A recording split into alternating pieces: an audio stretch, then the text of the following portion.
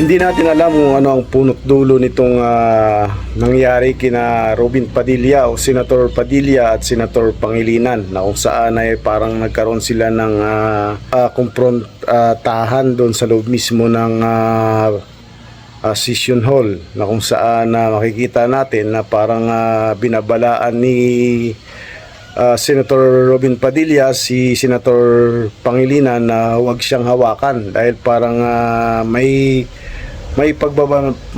kung ating titingnan parang may pagbabanta na mangyayari kapag hinawakan siya, di ba? So sa ganito minsan nakikita natin mga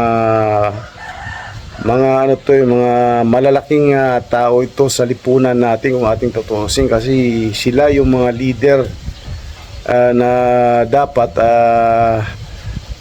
nirerespeto dahil nga sila ay mga halal na opisyal ng ating bayan.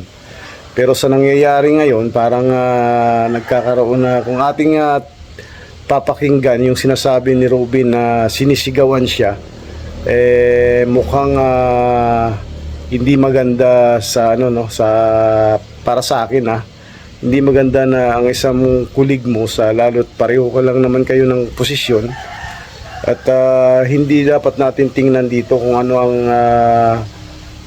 naabot ng iyong kaalaman o pinag-aralan, kasi kung minsan doon tayo nagbabase sa pinag-aralan ng tao pero para sa akin sa panahon ngayon, depende yun sa pinapakita ng tao kung paano niya respetuhin ang kanyang kapwa kasi kung hindi mo nirerespeto ang iyong kapwa talagang babalik at babalik sa iyo yun. Hindi sa pumapanig tayo dito sa side ni Robin Padilla, pero kung ang kanyang sinasabi ay totoo, na yun nga sinisigawan siya ni Pangilinan, ay mukhang hindi maganda. Kasi siyempre pareho silang senator At ang sabi nga ni Robin Padilla, wala siyang sinisigawan na kasamahan niya sa Senado. At iyon ay lahat ay nirerespeto niya. So sa ganitong alam naman natin na itong si Senator Padilla ay talagang kung ating titingnan ay parang kung kumilos di ba? Siyempre parang yung bang pinakamadaling salita diyan, parang astig kung ating titingnan, kasi ang kanyang kilos at pananalita kung minsan ay parang parang kakaiba sa mga taong nag-aaktong magalang o professional magsalita, pero magaspang din kung minsan kapag siyempre lalo na yan yung totoong sinasabi ni Robin na sumisigaw nga itong si Pangilinan sa kanya. So may video tayong nakaalap dito na maigsi lang naman ito, panoorin natin ito. Hindi mo pinalalamon para sagutin mo, gawan mo ako. Huwag mo mawakan kasi maniwala ka sa akin pag ginawa ko. Huwag mo sigaw, papatuwa. Hindi ka kasi magawa. Taas ang boses ko. At hindi kita tinakot. Ako ba nang takot? Ako nang takot sa'yo. Ikaw nga naninigaw. Ikaw ang naninigaw, ako nanakot. Hindi ako sumisigaw, tumaas ang boses ko. Humihingi ako ng Oh, kita mo, iba reading sa'yo ng sigaw at tumaas ang boses. Oh, okay ba yun? Kahit ano mga hindi sigaw. Kaya nangyari. Nangyari minsan hindi dapat, pero nangyayari. Sinabi ko ikaw, kotse ko.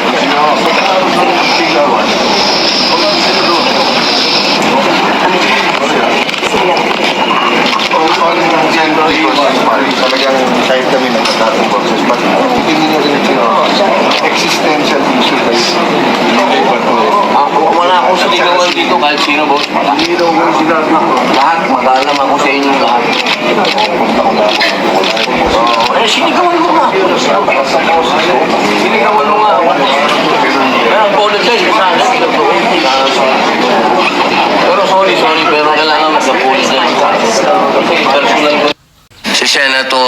Pangilinan sa pagsigaw.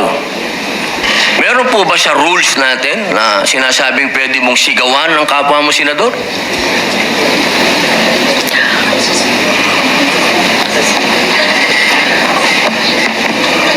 Mr. President, Narinig ko yung malakas na boses ni Senator Kiko Pangilinan. Alam ko na si Senator Pangilinan ay dating galing sa broadcasting, baka nag-modulate. Maari po ba tayo ay mag-suspend muna para pag-usapan yung malakas na boses at wari pagsigaw ni Senator Excuse me, Pangilinan? nasa akin po yung Iba- floor. Senator Padilla has excuse the me. floor.